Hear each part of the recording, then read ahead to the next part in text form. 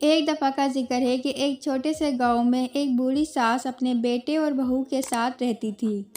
بہو ایک ظالم عورت تھی جس نے کبھی ساس کی عزت نہیں کی اور بوڑھی ساس سے گھر کے سارے کام کروانے پر مجبور کرتی۔ ساس کے ساتھ نوکر جیسا سلوک کرتی۔ ساس نے کبھی شکایت نہیں کی، اپنے بیٹے اور بہو کی محبت سے خدمت کرتی رہی۔ ایک دن بہو نے ساس سے اپنے بیٹے سے محبت کا امتحان لینا چاہا۔ بہو نے سونے کا ایک سکہ لیا اور اسے ابلتے ہوئے پانی کے برتن میں پھینک دیا اور پھر بوڑھی ساس سے کہا کہ وہ اسے واپس لے لے۔ ساس جانتی تھی کہ وہ اپنے ہاتھ جلا دیں گی، لیکن وہ اپنے بیٹے کے محبت کے لیے اس نے اپنے ہاتھ کھولتے ہوئے پانی میں ڈالے اور سونے کا سکہ واپس لے لیا۔ بہو بوڑھی ساس کی اپنی بیٹے کے لیے محبت دیکھ کر حیران ہوئی اور اس سے پوچھا کہ اس نے محض سونے کے سکے کے لیے اپنے ہاتھ جلانے کا خطرہ کیوں مول لیا؟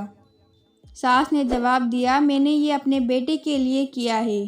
میں اس سے بہت پیار کرتی ہوں اور میں اس کے لیے کچھ بھی کر سکتی ہوں۔ بہو اپنے رویے پر شرمندہ ہوئی اور اسے احساس ہوا کہ ساس نے اپنے بیٹے کے لیے کتنی قربانی دی ہے۔ بہو نے ساس کے ساتھ ہونے والے اپنے ظلم پر مجرم محسوس کیا اور معافی مانگی۔ بہو نے اس دن سے ساس کے ساتھ عزت اور مہربانی کے ساتھ پیش آنے کا وعدہ کیا۔ ساس نے اپنی بہو کو معاف کر دیا اور بہو کے رویے میں تبدیلی دیکھ کر خوش ہوئی۔ اس دن سے بہو نے ساس کے ساتھ عزت اور محبت سے پیش آنا شروع کر دیا۔ اس نے محسوس کیا کہ ساس ان کے خاندان کا ایک اہم حصہ ہے اور اس کی دیکھ بھال اور تعریف کے ساتھ اچھے سلوک کی مستحق ہے۔ بیٹا بھی اپنی ماں کے ساتھ بیوی کے رویے میں تبدیلی دیکھ کر خوش ہوا۔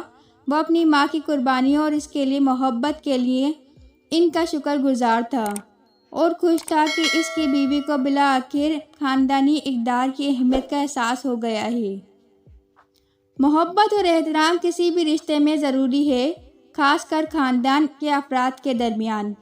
ہمیں اپنے بزرگوں کے ساتھ ہمیشہ احتیاط اور قدردانی کے ساتھ پیش آنا چاہیے اور ان کی محبت اور قربانیوں کو کبھی کم نہیں سمجھنا چاہیے۔ ٹوٹے ہوئے رشتے کو درست کرنے اور جب ہم نے دوسروں پر ظلم کیا ہے تو معافی مانگنے میں کبھی دیر نہیں کرنی چاہیے۔